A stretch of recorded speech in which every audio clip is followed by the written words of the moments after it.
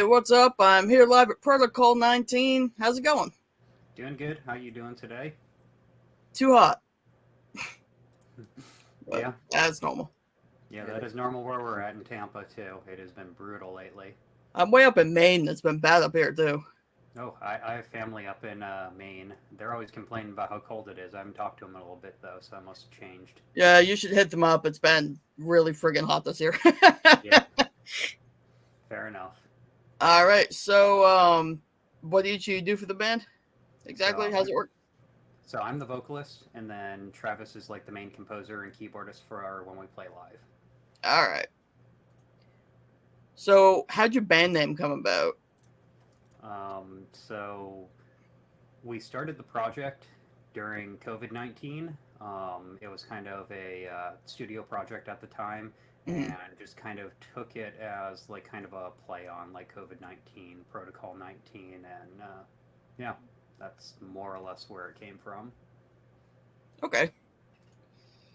So So, actually, oh, what? with me coming up with the name for Protocol 19, like he was saying, or they were saying, is that it was created during or started up during the time of COVID-19. I wanted something to really tie in with that together, Mm-hmm. just to have that kind of backstory to it, and then also with the kind of like thinking that it's part of a actual population control and Mm-hmm. having that kind of belief that that was something that was going on. So, hence the name with the Protocol 19, Makes sense. population control. All right, so your new album, Mental Decay, came out exactly a month ago? Yep. Yeah, actually today I think does mark exactly a month now that I think about it. So Yeah. it's been out for a little bit. Everything seems to be going really well for us with it. It's very well received so far. So I can't be any more happier about what's going on with things for us right now. Good. So how long did it take you to make this album from its inception? Um, so when we started the project, um, we wrote a couple songs, did some like rough demo recordings and everything. Originally, it was just meant to be like a side project, and there wasn't really like any end goal or anything like that for us. And then over time, we would just kind of come up with new material. Travis would write stuff, send it over to me, and I would work on it. And Mm-hmm. we just kind of honed our skills and everything and kind of figured out what worked for us. And when we started working on this album, I would kind of consider it to be like at the very beginning of things, like about 3.5, 4 years ago. A lot of that material we were going to put on this, and we were going to do it as a full like album as opposed to an EP like we did. Mm-hmm. But we kind of opted against that, and then we took a couple tracks that we felt like were really, really strong tracks, like Mental Decay, that had been written probably about 2 years ago at this point. And then when we really started hunkering down and working on like the material, a lot of the new material just felt like it was significantly more polished compared to what we had written prior. And we went back and tried to re-record some of the stuff and like kind of polish it a little bit more, and then just kind of essentially opted to just go with the stronger tracks that we felt like were going to resonate with people a lot more, and that's kind of where it all came out. So as far as the album had what three remixes on it? Yeah, I had three remixes for this one. Okay, so how did those come about? So Frontal Boundary is a band that I've actually been following for years and years and years Mm-hmm. now. And well, we both had met Chris because he also plays for Dawn of Ashes when we played with Dawn of Ashes for our very first show a couple of years ago, and we also played with Midnight Nightmare at that same show. So we'd gotten to talking to them and talked about doing remixes and like kind of collaborative stuff in the future. And then when it came time for the album, it just kind of was one of those things that we reached out and talked to them, and then kind of got the ball rolling with it. All And right. as far as the Sea Lectern remix, so Mm, we're both involved in another project that had done a tour with Hocico in Mexico, and we ended up meeting the folks from Sea Lectern through that. I personally was not involved with that particular tour. Travis was one that was involved with that, so he would be able to expand upon that a little bit more than I can.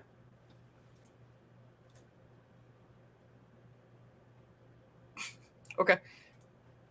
Did you want to say anything about that, or? I'm not gonna lie, my ADD kicked in and I completely. I understand. So what was it that was going on? So I was just talking about the Sea Lectern remix and how like that is kind of due to the fact of like the Mexico tour and everything, and like you could kind of more so expand upon that a little bit more. What was Sea Lecter? Yeah. Honestly, I just thought it was going to be great to have Sea Lecter a part of the remix, or have a part in doing a remix for us. And actually didn't hit me until later on that I was on tour with him. At least I still believe it was. I'm not entirely sure. It was, that tour was kind of a hectic situation in the beginning and kind of just ran through everything else. But and I'm very bad about remembering names and stuff unless like I'm having a straight up one-on-one conversation for like a good minute or something like that, you know. So I'm pretty sure I actually ended up meeting Marco on that tour. I'm pretty sure he was the one filling in for Keys during that time, and I was like, oh man, I could actually hit him up because he like when I contacted him, he was like, yeah, absolutely, I'd do anything to help my friends out and stuff. And I was like, oh no. Yeah, did I actually meet him and I don't remember? I feel so bad. Nice. But yeah, I'm pretty sure that was Marco that we were on tour with. Because I only got to talk with him briefly. All right. A little stylistic question. Why did you spell witch with 2 V's? So the spelling with 2 V's is actually from the movie Witch. If you Okay. A24 film. Super underrated. No one likes that movie, but I freaking love very, it. very underrated, and I really liked that movie a lot, and was curious why they did the spelling that way. So like I did a lot of deep dive research into it, and back in like that time era, the reason that it would actually be spelled that way is because when any type of like news articles or anything were printed, they didn't actually have letters for a V, so it was actually they didn't have W's, so they would use 2 V's for it, and I just thought that stylistically it looks a lot cooler and just kind of holds a little bit more meaning to it and ties it to that film as well a little bit. For sure. So how did you decide which songs got music video? So I know you did one for Solitude. Yeah, we did one for Solitude for this. We had been releasing singles leading up to the album, so we had released Clairvoyance as our first one, and initially we were going to film a video for that. Logistically speaking, it wasn't really feasible at the time, and then we decided to release Witch as our next single. And then leading into the album, we had already released those two, and we needed something else to kind of be as like a focal point and a single for it. And Solitude was what we both agreed was like the strongest one to be a single pushing forward. So since we were leading into the album, we wanted the video to be what we were pushing at that point. So that's kind of why we chose to do that. And then Solitude as a song as well is kind of it kind of shares a lot of duality as far as what it is about, but part of it is actually about just being in like being alone and kind of the feelings that everyone went through when COVID-19 was going on, and just kind of a way to express, I guess, like where the name of the band actually came from in the song itself. That makes sense. Do you think you'll end up actually making more videos that go with this album, or we're already working on stuff? Okay. As far as another video, a friend and I have been working on kind of coming up with storyboarding and everything for the next video. So we will be doing something for Witch as the next Sweet. one. Very, very excited for it. There is just a lot that we can do visually for it. And yeah, as far as like anything leading forward after that, I couldn't put my finger on exactly what we would choose as the next song after that. Mhm. But that's certainly where we're heading at this point, is doing Witch for the next one. So I think that'll probably be in production the next couple months or so. I look forward to that. That was my favorite song off the album, so I definitely look forward to that one. All right, cover art. Who did the art for you? So the that actually kind of ties back to the COVID stuff as well. Yeah, Plague Doctor makes sense. Well, that particular photo shoot that was done was something that I had kind of come up in my head years and years and years ago, of like a stylistic thing that I really wanted to do. And I got a bunch of friends together. A photographer friend of mine showed up for us to be able to do everything with it. And that actually happened about a week prior to everything going on lockdown, that we actually did that photo shoot. And so the Plague Doctor is actually a really close friend of ours, Tyler. He is actually the reason that I'm the vocalist for the band. Initially, he was in the band and was going to be the vocalist.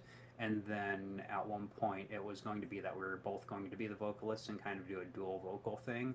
But he kind of opted out on doing it. And then it was my job to kind of fill the shoes of it. So he's kind of always been like the mascot of the band in a sense, being the Plague Doctor, and kind of going in that direction of everything that the band stands for.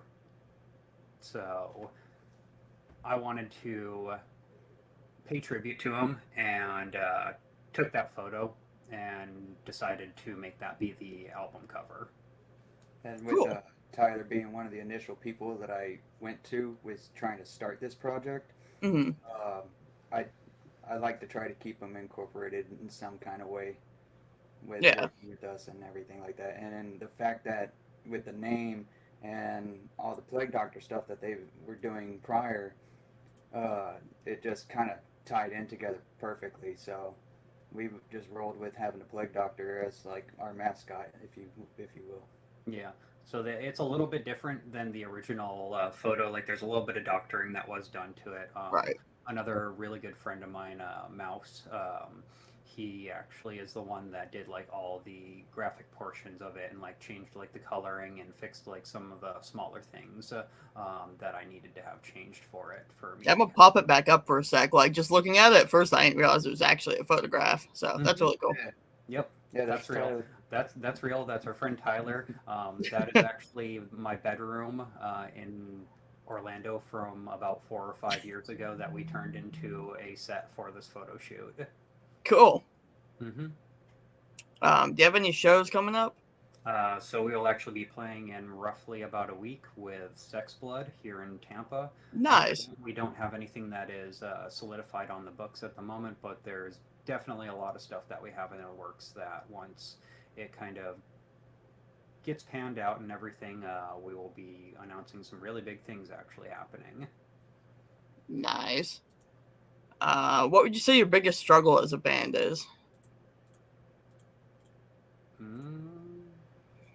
At this point, that's really a hard one. I would say motivation in the past was a hard thing, but I don't really feel like we struggle with that anymore.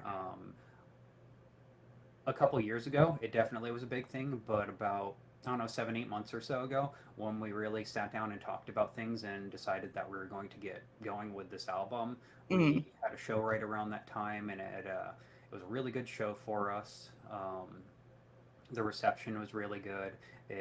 That was just kind of like the thing that kind of sparked us again, and we were like, we need to finish this album and really start pushing forward with this. And so a lot of my free time, a lot of Travis' free time, like that's what it goes into, is working on stuff for this.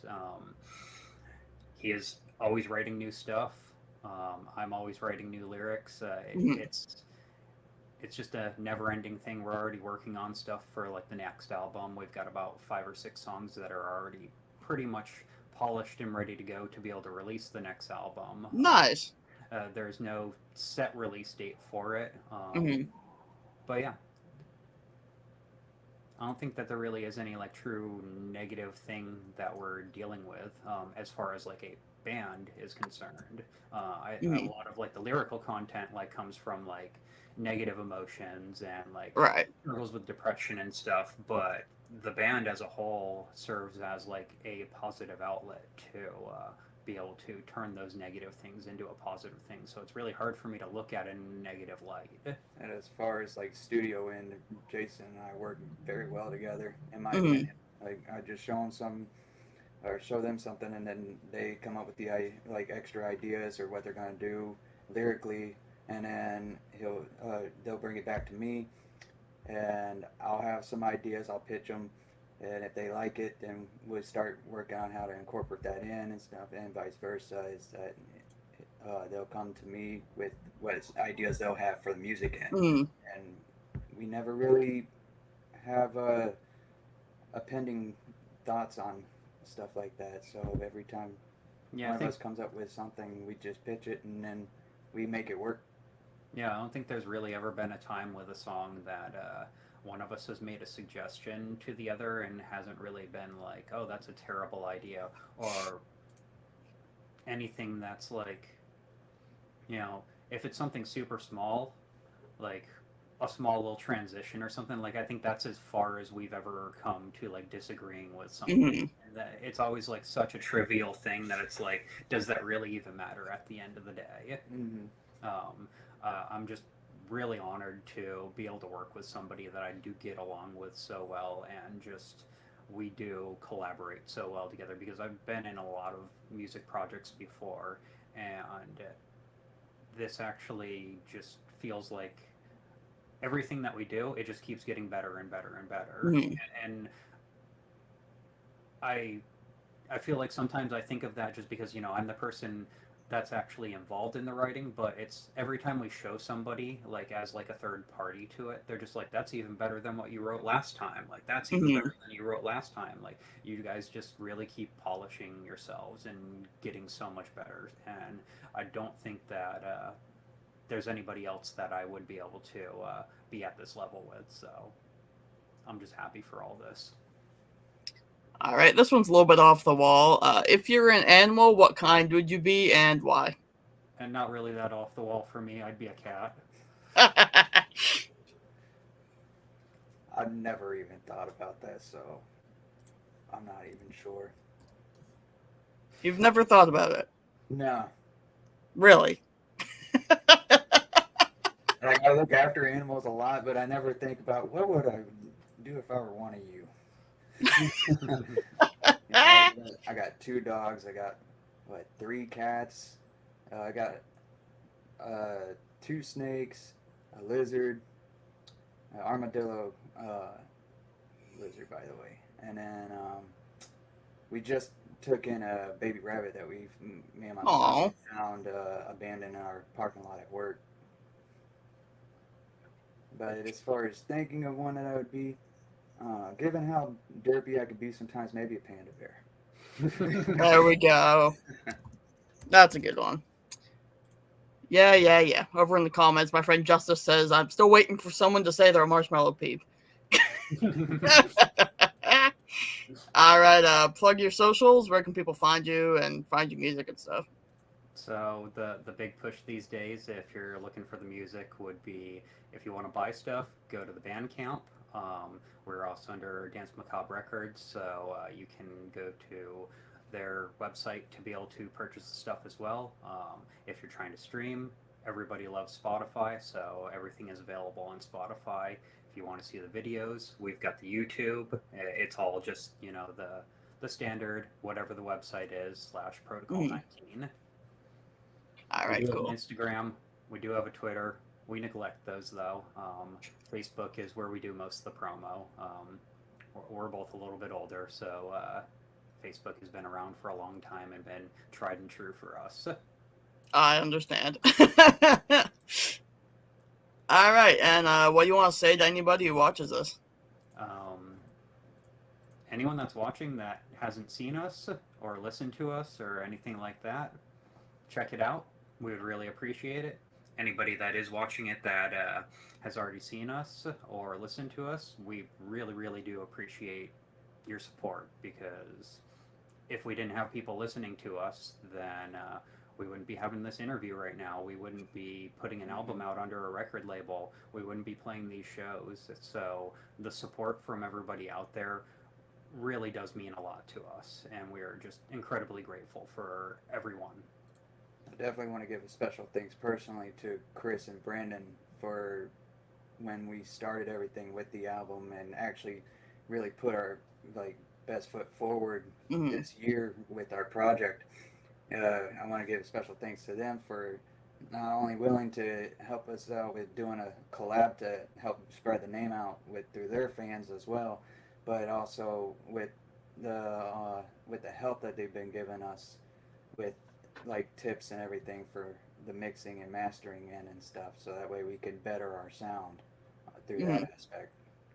Yeah, it really is nice to have people that believe in what we're doing and are very selfless in that matter, that just want to see us succeed and don't see our success as a burden towards them, and that they just want everybody in the scene to thrive and do well. And the guys from Frontal Boundary are definitely having that mindset. Yeah, they are definitely that, and we're very happy to have been able to connect with them as friends and as musicians like that. Okay, and is there anything else you wanted to talk about on here but we haven't touched on? Nothing specifically that comes to my mind. Yeah, we're just happy that we're doing the thing and sharing it with the world at this point. And we're looking to hopefully continue writing really good material in the future. Yeah, obviously that's what every musician thinks, I'm sure. But also looking to have things expand with our live side of things too. So going out to we're contacting festivals and everything, trying to extend our reach. Yeah, we don't have the intentions of just staying as a local band, just the Florida area. We went out to Atlanta to play with SITD about a month ago. That was our first venture leaving the state, and that's a big thing for us, a good milestone for us. So we've been reaching out to various other people that we know, seeing what we can do to be able to work out things to expand that reach further and hopefully hit up some other places and share it with more people. Sweet. All right. Well, thank you very much for chatting with me. Thank you for having us. If you want to hang out after the credits, you're more than welcome to. If not, thanks for coming on. I appreciate it, and it was fun. Yeah, thank you again. Absolutely. You have a good one. You too.